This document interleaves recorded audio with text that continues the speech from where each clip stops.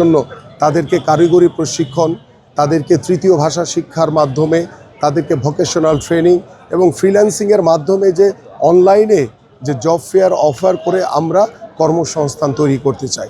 ঠিক এইভাবে আমাদের এলাকার আরও অন্যান্য যে বিষয়গুলো রয়েছে, যেগুলো মৌলিক চাহিদা, যেমন গ্যাসের সমস্যা রয়েছে, আমাদের পানির সমস্যা রয়েছে, এই যে মৌলিক যে সমস্যাগুলো রয়েছে, এবং এখানে দেখা গেছে যে দীর্ঘদিন ধরে এই গ্যাসের লাইনগুলো ছিল, অনেক সময় মাটির নিচে এগুলো ত্রুটিপূর্ণ অবস্থায় রয়েছে।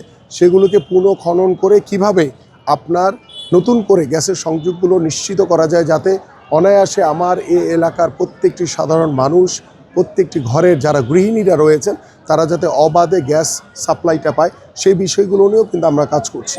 সো আল্লাহ যদি আমাদেরকে কবুল করে, আমরা ইনশাল্লাহ এই ধরনের যে আমাদের যে সামাজিক যে কার্যক্রমগুলো আছে, আমাদের যে মৌলিক যে চাহিদাগুলো রয়েছে, সেগুলো আমি প্রত্যেকটি ঘরে ঘরে আমরা নিশ্চিত করতে চাই ইনশাল্লাহ। এবং আমার এই এলাকার বেশ কিছু রাস্তাঘাট এখনও নির্মাণ করা হয়নি, সেই এলাকার প্রত্যেকটি এলাকার অলিতে গলিতে আমরা নির্ধারিত মন্ত্রণালয়ের সাথে কথা বলে আমরা তাদেরকে দ্রুত আমরা সেই রাস্তাঘাটগুলো করে দিতে চাই।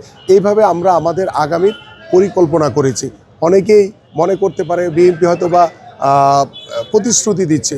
বিএনপি গত দীর্ঘদিন ধরে আমরা আমাদের দেশ গড়ার পরিকল্পনা নিয়ে আমি আমার এলাকার প্রত্যেকটি অলিতে গলিতে ছোট ছোট করে উঠান বৈঠক করেছি, প্রত্যেকের সাথে কথা বলে সমস্যাগুলো চিহ্নিত করেছি, এবং সেই সমস্যাগুলো চিহ্নিত করে আমরা বর্তমানে পরিকল্পনা করেছি এবং সেই পরিকল্পনা বাস্তবায়নের অপেক্ষা রয়েছে।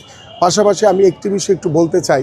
আপনারা দেখেছেন সামাজিক যোগাযোগ মাধ্যমে, যেটি আমার কাছে নজরে এসছে, যে আমরা দেখেছি যে ঢাকা বিশ্ববিদ্যালয়ে যে ডাকসুর যে বর্তমান যে চাকমা, সে বাচ্চাদের বা তরুণদের খেলার মাঠে খেলতে গিয়ে তাদেরকে বাধা দিয়েছে, তাদেরকে কান ধরে উঠবোস করিয়েছে। এটি অত্যন্ত দুঃখজনক। এইটি এখনই যদি এই ছাত্র শিবির তারা যদি এই ধরনের কর্মকাণ্ডের সাথে জড়িয়ে তারা যদি আমাদের যে সমাজ ব্যবস্থা, আমাদের তরুণদেরকে আমরা প্রত্যেকটি মাঠে মাঠে খেলার সুযোগ করে দিতে চাই। আমাদের বাংলাদেশ জাতীয়তাবাদী দল বিএনপির আগামীর ক্রীড়াঙ্গন নিয়ে বাংলাদেশ একটি পেশাদার স্পোর্টসের জায়গায় আমরা চলে যাচ্ছি ইনশাল্লাহ। সেই জায়গায় আমরা খেলাধুলাকে পেশা হিসেবে প্রতিষ্ঠিত করতে চাই। আমরা জাতীয় শিক্ষাক্রমে ৪র্থ শ্রেণী থেকে খেলাধুলাকে বাধ্যতামূলক করতে চাই।